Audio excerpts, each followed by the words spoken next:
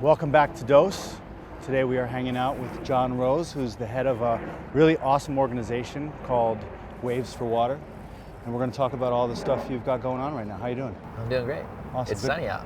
It's sunny out. New York City, spring is on the way. Feels good. Awesome.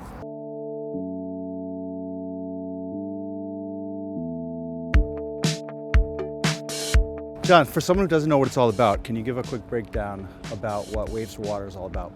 Yeah, I mean, simply put, it's access to clean drinking water. So if you look at the world water crisis, you've got two prongs. You've got humanitarian and environmental.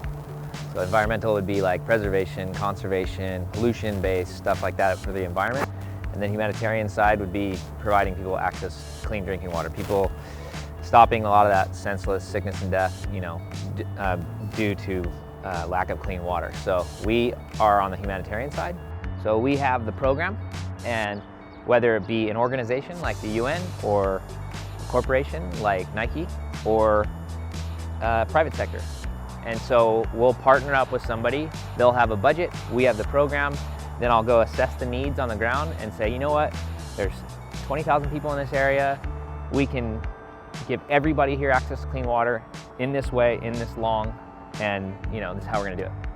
And we'll do that any number of ways. It depends on what the need is, but typically it's portable water filtration systems, rain catchment systems, wells, well restorations. It depends on what they need. Awesome. Let's take a step back, because I think for someone living in the United States or Europe or South America for that matter, the idea of not having access to clean drinking water seems almost impossible. How real is this problem, and who is it really affecting and where? Who it affects, unfortunately, and primarily is kids.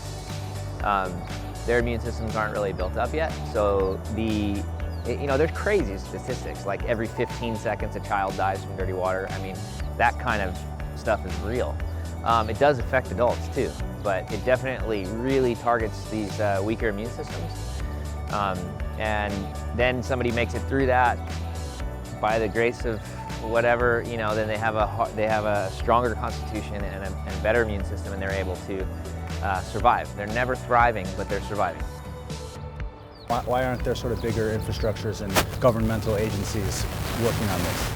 Well, I wish I could answer that question, but that is the problem. I mean, there is no infrastructure, so that's not just in terms of clean water. I mean, we're talking about roads, sanitation, education, healthcare, all the stuff that makes somewhere developed. And before this, I was a pro surfer for my entire professional life, and all I thought about was that, and it was a one-track mind, and it was amazing, and it exposed me to a lot of places. And when that was fading out, I knew that whatever I was doing, I wanted to have an excuse to go back to some of the places I loved. And then I fell into it and started to understand the clean water cause and how preventable all this stuff is, and then it became like an obsession. Then it wasn't going to be a pet project, it was my life path. How could I participate? Let's say I'm going to go on a surf trip. I'm aware of your organization, Yep. And I want to get down with it. So we as an organization go out there and try and take big chunks out of the problem, and that's through our big projects that we're doing. Then on the other side is the volunteer program. It's not a traditional volunteer program, but it's called the Clean Water Couriers. And basically our idea was that we want to tap into travelers that are already going places and have them and sort of plug purpose into that, rather than say, hey, you got to drop everything and go volunteer with the Peace Corps. No, go do what you love to do. Go travel. Sign up on wavesforwater.org. Sign up as a Clean Water Courier. Tell us where you're going. There's a crowdfunding platform on your page, so you can say, my goal is 10 filters.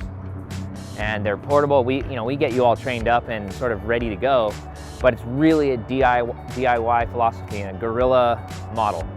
Look, there's millions of travelers already going around the world. Take a couple filters with you and offload them where you're going. Do your part.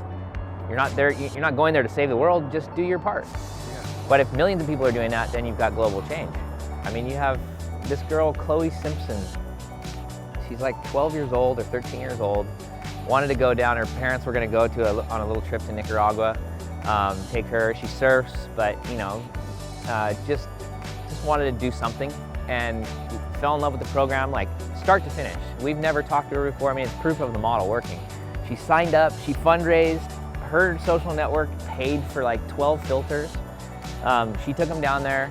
She gave all the demonstrations and trainings, found the outlets, a couple schools, a couple medical clinics, documented the whole thing, gave it back to us, and we have it on our site, and it's just like really, really cool. Start to finish, completely organic. Amazing. If she can do it, we all should. Yeah, That's amazing. It's not hard. That's really amazing. If you love surfing, if you love to travel, if you just love your fellow man, there's a real opportunity to help here right now. Go to wavesforwater.org and get involved. You can help in so many different ways. John, thanks a lot. Dose.